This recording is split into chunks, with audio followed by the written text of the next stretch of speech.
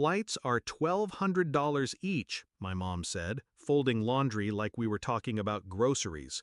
If you can't afford it, stay behind. I nodded, no argument, no begging, just nodded.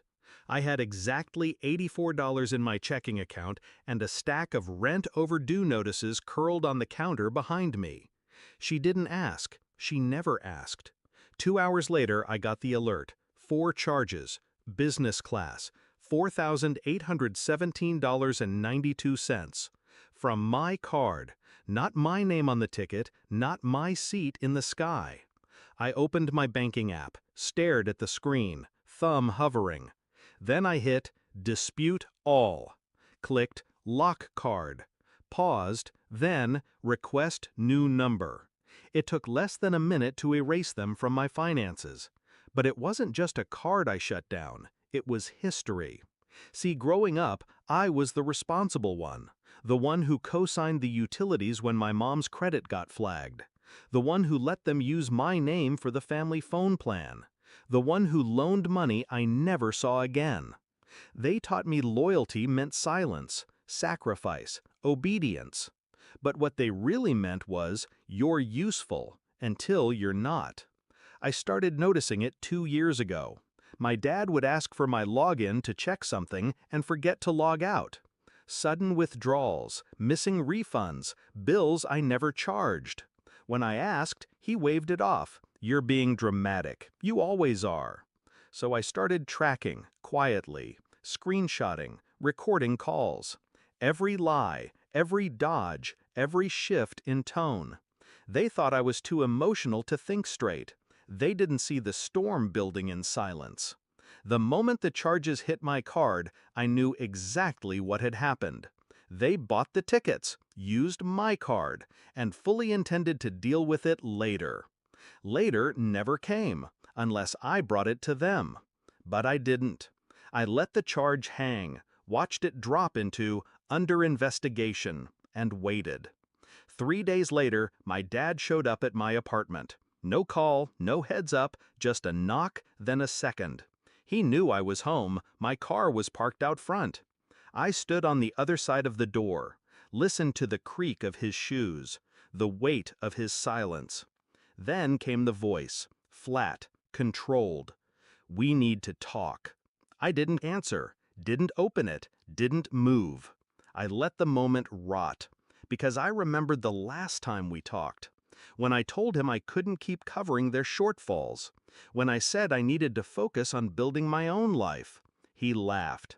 You act like you're better than us now, just because you got some job with a badge on your email. That badge paid my bills, paid their bills. But it was never enough for him. He wanted control. That card? That was the last string he thought he still held. The knock came again, louder this time. We didn't know it would charge your card, he said. Ah, so now he knew. I can transfer something back, but you need to cancel the dispute now. I stood there, unmoved. It wasn't about the money anymore. It was the audacity, the entitlement. The way they sat in business class sipping wine on my dime while I budgeted groceries by barcode. I walked to the kitchen, poured a glass of water, sat on the couch, and let him knock. After 15 minutes, he stopped.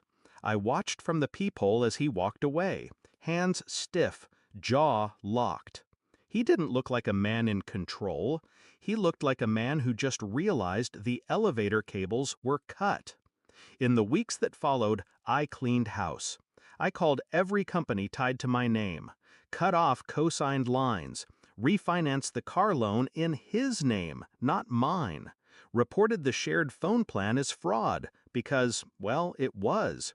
And when the credit agency called about a delinquent utility bill tied to my social, I forwarded the entire file I'd built, proof of unauthorized use, signed affidavits, and a copy of my ID. Let them figure it out.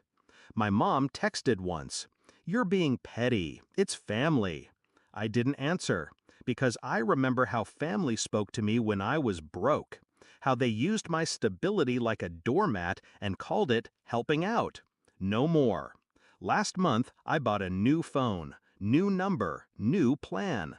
No shared lines, no backdoor access, no open doors. A friend once told me, people will use your love until it costs them something. Now they know the cost, and they can't afford it anymore. I still see them on social media sometimes, posting beach photos, smiles too wide, captions like, "Nothing stronger than family." I scroll past, because real strength isn't about pretending nothing happened. It's about standing in the wreckage you didn't cause, and choosing not to rebuild it for them. They spent years holding the reins, but they forgot I was the horse, and I've stopped walking in circles.